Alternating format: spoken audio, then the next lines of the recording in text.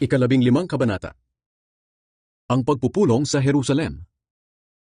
May mga taong galing sa Judea na pumunta sa Antioch at nagturo sa mga kapatid doon na silang mga hindi Hudyo ay hindi maliligtas kung hindi sila magpapatuli ayon sa kaugaliang itinuro ni Moises. Hindi ito sinang-ayunan ni Pablo at Bernabe at naging mainit ang pagtatalo nila tungkol dito.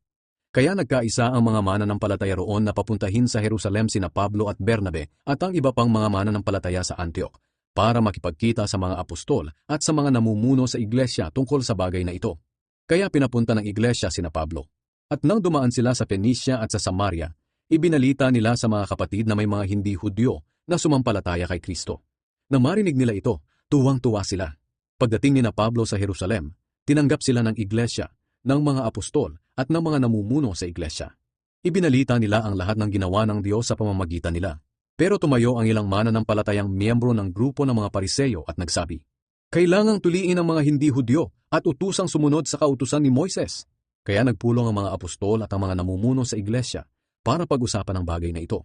Pagkatapos ng mahabang pag-uusap, tumayo si Pedro at nagsalita, "Mga kapatid, alam ninyo na pinili ako ng Diyos noong una mula sa inyo para ituro ang magandang balita sa mga hindi Hudyo.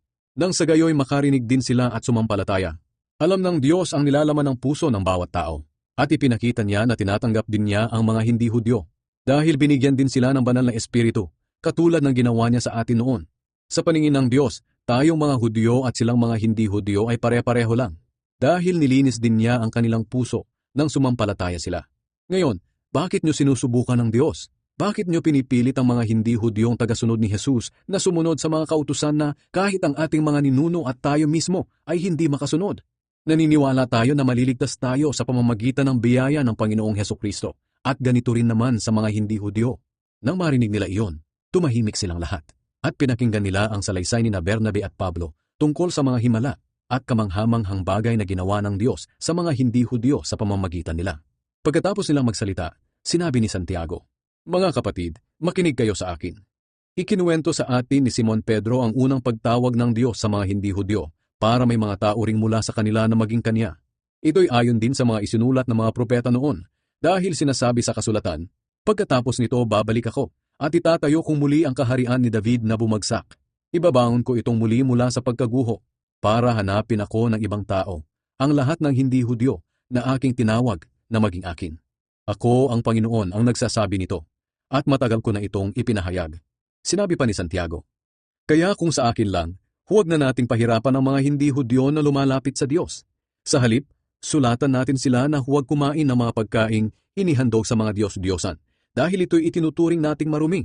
Iwasan nila ang sexual na imoralidad, at huwag kakain ng dugo o karne ng hayop na namatay nang hindi tumulo ang dugo. Ito ang mga utos ni Moises na dapat nilang sundin para hindi mandiri ang mga Hudyo sa kanila. Dahil mula pa noon ang kautusan ni Moises ay binabasa na ng mga Hudyo sa kanilang sambahan tuwing araw ng pamamahinga, at itinuturo nila ito sa bawat bayan." Ang sulat para sa mga hindi Hudyo. Nagkasundo ang mga apostol, ang mga namumuno sa iglesia at ang lahat ng mga mananampalataya. Napipili sila ng mga lalaki mula sa kanilang grupo na ipapadala sa Antioch, kasama ni Pablo at Bernabe. Ang napili nila ay si Judas na tinatawag na Barsabas at si Silas. Ang mga taong ito ay ginagalang ng mga mananampalataya, at sila ang magdadala ng sulat na ito mula sa mga apostol at mga namumuno sa iglesia. Mahal naming mga kapatid na hindi Hudyo riyan sa Antioch, Syria at Cilicia. Nabalitaan namin na may mga taong mula rito sa amin na pumunta riyan at nilito ang inyong kaisipan dahil sa kanilang itinuro. Hindi namin sila inutusan na pumunta riyan at magturo ng ganoon. Kaya nang marinig namin ito, napagkaisahan naming pumili ng mga tao na ipapadala namin sa inyo para sabihin ang mga bagay na aming napagkasunduan. Kasama nila sina Bernabe at Pablo na minamahal nating mga kapatid. Sina Bernabe at Pablo ay naglaan ng kanilang buhay sa paglilingkod sa ating Panginoong Hesukristo. Sasabihin din ni Judas at Silas na aming ipinadala sa inyo ang tungkol sa mga nilalaman ng sulat na ito. Nagkasundo kami ayon sa patnubay ng banal na espiritu na huwag nang dagdagan pa ang mga dapat ninyong sundin maliban sa mga ito. Huwag kayong kakain ng mga pagkaing inihandog sa mga Diyos-Diyosan. Huwag kayong kakain ng dugo o karne ng hayop na namatay nang hindi tumulo ang dugo. At iwasan ninyo ang sexual na imoralidad. Mabuting iwasan ninyo ang mga bagay na ito. Hanggang dito na lang. At umalis nga ang mga taong ipinadala nila. Pagdating nila sa Antioch, Tinipon nila ang lahat ng mga mananampalataya at ibinigay nila agad ang sulat. Tuwang-tuwa sila nang mabasa ang nilalaman ng sulat na nakapagpasigla sa kanila.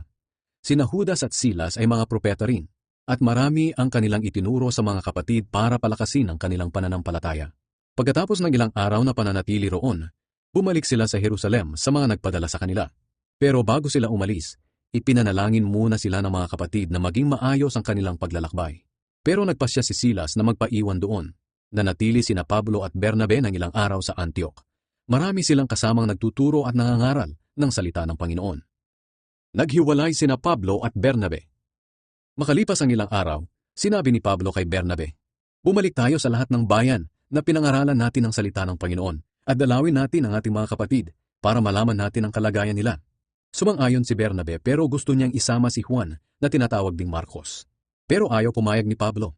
Dahil noong una, nakasama nila si Marcos pero iniwan sila nito noong nasa Pamphylia sila. Matindi ang kanilang pagtatalo, kaya naghiwalay sila. Isinama ni Bernabe si Marcos at pumunta sila sa Cyprus. Isinama naman ni Pablo si Silas. Bago sila umalis, ipinanalangin sila ng mga kapatid na tulungan sila ng Panginoon sa kanilang paglalakbay. Pumunta sina Pablo sa Syria at sa Cilicia at pinatatag nila ang mga iglesia roon.